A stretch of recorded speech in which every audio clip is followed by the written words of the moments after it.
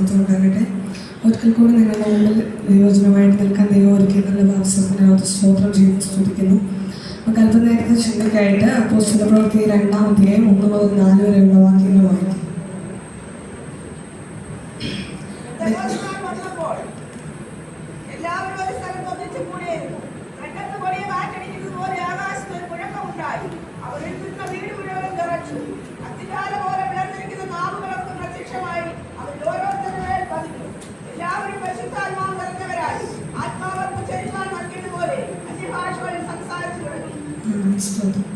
നമുക്കെല്ലാവർക്കും സുപരിചിതമായ ഒരു വേദവാക്യമാണിത്. പരിശുദ്ധാത്മാവിനെ പറ്റിയിട്ടാണ്, പരിശുദ്ധാത്മാവിനെ കുറിച്ചാണ് ഞാൻ ഇവിടെ പ്രസംഗിക്കാൻ ആഗ്രഹിക്കുന്നത്. നമുക്കറിയാം, വിശ്വസിച്ചവരുടെ മേൽ കാത്തിരിക്കുന്നവരുടെ മേൽ പരിശുദ്ധാത്മാവിൻ്റെ ശക്തി പെന്തക്കോസ്ത് നാളിൽ പകർന്ന വേദവാക്യമാണ് നമ്മൾ വായിച്ചു കേട്ടത്. അവിടെ പറഞ്ഞിരിക്കുന്നു, ആത്മാവ് അവർക്ക് ഉച്ചരിപ്പാൻ നൽകിയതുപോലെ അന്യഭാഷകളിൽ അവർ സംസാരിച്ചു തുടങ്ങി. അന്ന് പരിശുദ്ധാത്മാവിൻ്റെ അഭിഷേകം അവിടെ അന്യഭാഷകളുടെ അടയാളത്തോടുകൂടി അവർ സംസാരിച്ചു തുടങ്ങിയിരിക്കുന്നു എന്നാണ് എഴുതിയിരിക്കുന്നത്.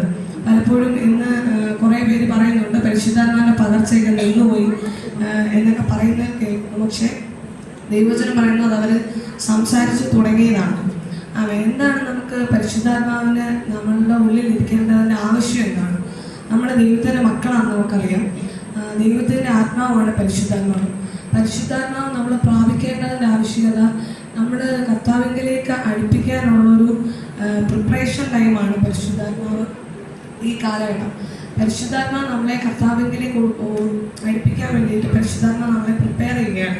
പരിശുദ്ധാത്മാവ് ദൈവത്തിലേക്ക് നയിക്കാൻ നമ്മളെ സഹായിക്കുന്നു. അതുകൊണ്ടാണ് യോഹന്നാൻ 14:25-26 വാക്യങ്ങൾ നമ്മളിങ്ങനെ കാണുന്നത്.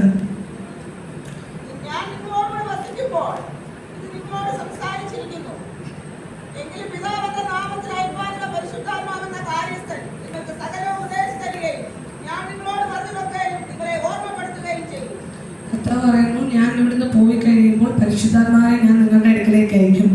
അത് എൻ്റെ ആത്മാവാകുന്നു. അത് പിതാവിൻ്റെ വാഗ്ദത്തമാണ് പരിശുദ്ധാത്മാവ്. അതുകൊണ്ട് അത് നാം പ്രാപിക്കേണ്ടത് വളരെയധികം അത്യാവശ്യമാണ്. കുഞ്ഞുങ്ങളെല്ലാവരും അത് പ്രാപിച്ചിരിക്കേണ്ടതാണെങ്കിലും ഈ ലോകത്തിൽ നമ്മൾ ജീവിക്കുമ്പോൾ നമ്മൾ ഒറ്റപ്പെടുന്ന ഒത്തിരി സാഹചര്യങ്ങളുണ്ടാകും. നമ്മുടെ പപ്പയും അമ്മയും നമുക്ക് എല്ലാ കാലത്തും എല്ലാ കാര്യങ്ങളും ഉപദേശിച്ചു തരത്തില്ല, നമുക്ക് എല്ലാ കാര്യങ്ങളും പറഞ്ഞു തരാൻ പറ്റത്തില്ല. പരിശുദ്ധാത്മാവ് നമ്മളെ ദൈവത്തിലേക്ക് അടുപ്പിക്കണമെങ്കിൽ പരിശുദ്ധാത്മാവിൻ്റെ സാന്നിധ്യം നമുക്ക് വേണം. പരിശുദ്ധാത്മാവ് നമുക്ക് തെറ്റ് ഏതാണ്, ശരി ഏതാണ്, ഞാൻ ഏത് വഴിയിലൂടെ പോകണം, എങ്ങനെ നടക്കണം എന്നൊക്കെ ദൈവാത്മാവ് നമുക്ക് കാണിച്ചു തരും. പരിശുദ്ധാത്മാവ് നമ്മളെ നല്ല രീതിയിൽ മാത്രമേ നയിക്കത്തുള്ളൂ. പരിശുദ്ധാത്മാവ് ചില കാര്യങ്ങൾ നമ്മളോട് വിലക്ക് തരും. അതായത് ഇന്ന കാര്യങ്ങൾ നീ ചെയ്യരുത്, ഈ ചാറ്റ് തുറക്കരുത്, അല്ലെങ്കിൽ ഇത് നീ സംസാരിക്കരുത്, ഇതൊക്കെ ദൈവാത്മാവ് നമ്മളോട് സംസാരിക്കും. അപ്പോൾ അതിനനുസരിച്ച് നമ്മൾ വിധേയമായി കൊണ്ട് നടന്നാൽ മാത്രമേ പരിശുദ്ധാത്മാവ് നമ്മളോട് സംസാരിക്കത്തുള്ളൂ. പരിശുദ്ധാത്മാവ് ആദ്യമേ ചില കാര്യങ്ങൾ മാത്രമേ നമ്മളോട് സംസാരിക്കത്തുള്ളൂ. പരിശുദ്ധാത്മാവ് നമ്മൾ ആദ്യമായിട്ട് പ്രാപിക്കുമ്പോൾ പരിശുദ്ധാത്മാവിൻ്റെ ചില കാര്യങ്ങൾ നമ്മളോട് അത് ചെയ്യരുത്, എടുക്കരുത് എന്നൊക്കെ പറയും. അത് നമ്മൾ ആദ്യമേ അത് കേട്ട് വരുമ്പോൾ പിന്നീട് പരിശുദ്ധാത്മാവിൻ്റെ വലിയൊരു നിയന്ത്രണവും ദൈവത്തിൻ്റെ വലിയൊരു സാന്നിധ്യവും നമ്മൾ അനുഭവിക്കാനിടയാകും. അത് കേട്ട് വന്ന് അതിലേക്ക് പ്രിപ്പയർ ചെയ്യുന്നവർക്ക് മാത്രമേ കർത്താവിൻ്റെ അടുത്തേക്ക് പോകാൻ പറ്റത്തുള്ളൂ. അങ്ങനെയുള്ളവരെ ചേർക്കാനാണ് കർത്താവ് വരുന്നത്. അപ്പോൾ നമ്മൾ പ്രാർത്ഥിക്കുമ്പോൾ ദൈവഹിതമല്ലാത്തതോ അല്ലെങ്കിൽ ദൈവത്തിന് ഇഷ്ടമല്ലാത്തതോ എന്തെങ്കിലുമൊക്കെ നമ്മുടെ ജീവിതത്തിലുണ്ടെങ്കിൽ പരിശുദ്ധാത്മാവിനെ നമുക്ക് പ്രാപിക്കാൻ പറ്റത്തില്ല. പരിശുദ്ധാത്മാവ് പ്രാപിക്കുന്നതിനുപരി അതിനെ നിലനിർത്തുക എന്നുള്ളത് വേറൊരു ഘടകമാണ്. അതേപോലെ നമ്മൾ പ്രാർത്ഥിച്ചുകൊണ്ടിരിക്കുമ്പോൾ ദൈവാത്മാവ് നമ്മളോട് ചില കാര്യങ്ങൾ വേണ്ടാന്ന് ചെയ്യരുതെന്നൊക്കെ പറയും.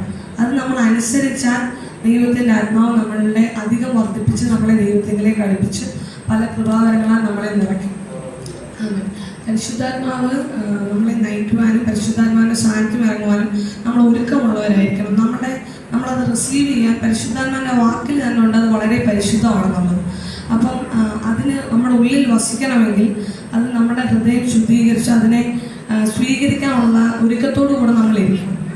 അതിനു വേണ്ടിയിട്ട് നമുക്ക് ഇത്ര ദിവസം ഉപവാസ പ്രാർത്ഥന വെക്കണമെന്നൊന്നുമില്ല. നമ്മൾ തന്നെ നമ്മൾ ഒരുക്കി വരുമ്പോൾ, നമ്മൾ പ്രാർത്ഥിക്കുമ്പോൾ, കർത്താവിൻ്റെ സന്നിധിയിൽ നമ്മൾ യാചിക്കുമ്പോൾ നമുക്ക് ദൈവം തന്ന് നടക്കുവാൻ ഇടയാകും. കുഞ്ഞുങ്ങളെല്ലാവരും പരിശുദ്ധാത്മാവിൻ്റെ നിറവിൽ ആരാധിക്കുവാനും പ്രാർത്ഥിക്കാനും ഒക്കെ ദൈവം ഇടയാക്കട്ടെ എന്ന് പ്രാർത്ഥിച്ചുകൊണ്ട്